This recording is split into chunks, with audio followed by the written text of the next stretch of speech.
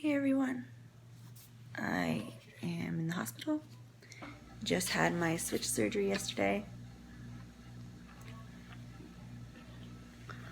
Sipping on my water, dealing with my pain. I'm taking a shower soon. But I just wanted to check in with you guys and let you know how day one is going. So I was really nervous when I came in. I had a lot of acid reflux and stuff going on. And then they went ahead and did the surgery. And it's the duodenal switch, bariatric surgery. I have 5 incisions along my stomach, or incision locations, whatever. Let's see. I woke up and this eye was swollen. You can still kind of see a little puffiness around it.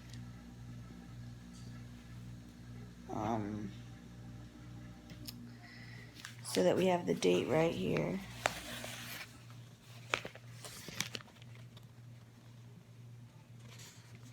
There it is. So you can see what day it is. I came in weighing 143 pounds. I have not stepped on a scale yet. I don't go home till Friday, so that's when I'll be doing that.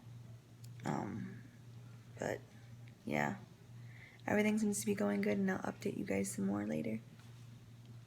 Hi, good morning. It is day 2 of my post-op. I'm doing really good. They're getting me on my full liquid diet today instead of waiting until tomorrow. My pain is very minimal, except for when I'm not walking. I get to retain a lot of gas in my body. But yeah, everything seems to be going really, really good. Husband's on his way up here. Thought he'd be here a little earlier, but we're having some issues at home. But yeah, everything is going great. Thank you guys so much for all your love and support, and I'll let you know how it goes. Bye. Hey everybody, it's LB and I'm back. Okay, so I had the duodenal switch surgery. It is day 5 after the surgery. I am doing really good. I have a little bit of pain. The pain has not been that severe. I thought it was going to be so much worse. I was able to get up and walk around and start doing everything right after surgery. So it's not, for me, it wasn't as bad as what I assumed it was going to be. Anyone who's thinking about doing this surgery or wants to know more about the surgery, this is the video for you. The duodenal switch has 3 parts to it. The first one is a sleeve gastrectomy. The second part is rerouting the small intestine. And the third part is reconnecting to the duodenum. Now, the sleeve gastrectomy, that is basically where they take a large portion of your stomach and they remove it with a stapling instrument. So you end up with a small little tube. Afterwards, they do the rerouting, so they cut back, and rerouting actually helps with cutting back on how many calories and nutrients you actually take in, and that's for the second and third part. So what they do is, after they staple your stomach, they basically cut your small intestine from the duodenum, where it's already attached, and they cut it again down about 10 feet, because you have about 20 feet of intestine. They remove that. They don't remove it, but they move it over. They reconnect the intestine that's still connected to the large intestine to the duodenum. And they have the small intestine that was disconnected. One part is still connected to, I believe it's like the liver, something where the bile and stuff comes from. I should have researched that a little bit better. And then it comes down and it reconnects to the other half of the small intestine towards the bottom, so that everything can still get the bile and stuff they need in order to, crunch everything up and make it more, ready to come out. I don't know how else to put that. With the duodenal switch, it is known to have a larger weight loss rate than any of the other weight loss surgeries. So that would be the gastric bypass or the sleeve gastrectomy. It gives you, I think it says 15% more nutrition loss, or absorption loss. There we go.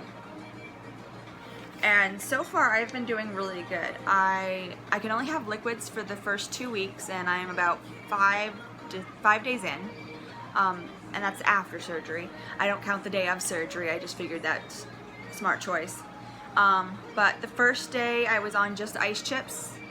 The day after they had me on like broths and jellos, or just broth. Yeah, just broth. And then the next day I was allowed to have jellos and solid soups and chocolate milk, pudding, stuff like that. So that's been really awesome.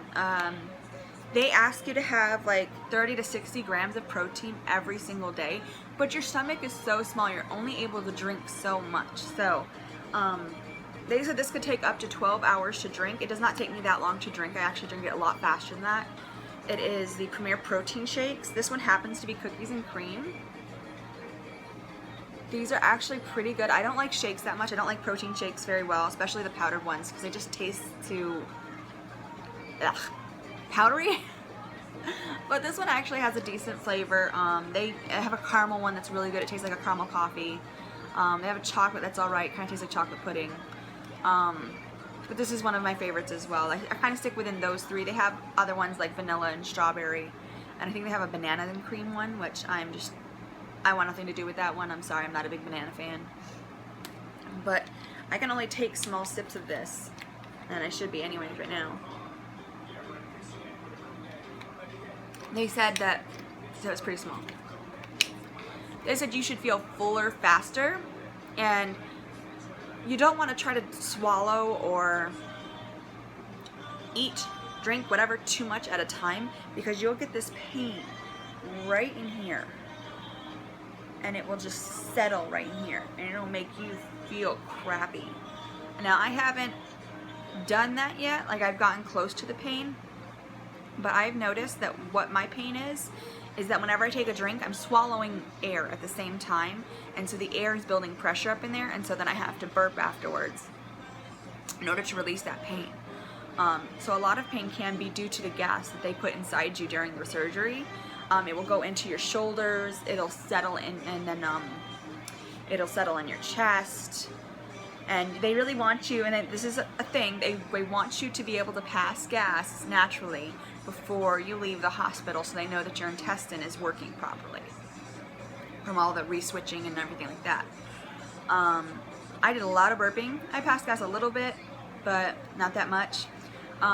It does take a couple days before you start using the bathroom again normally. With the IV bags, they keep you on IV bags for like the whole time you're there. So I was peeing a lot. About every 45 minutes I was getting up to use the restroom.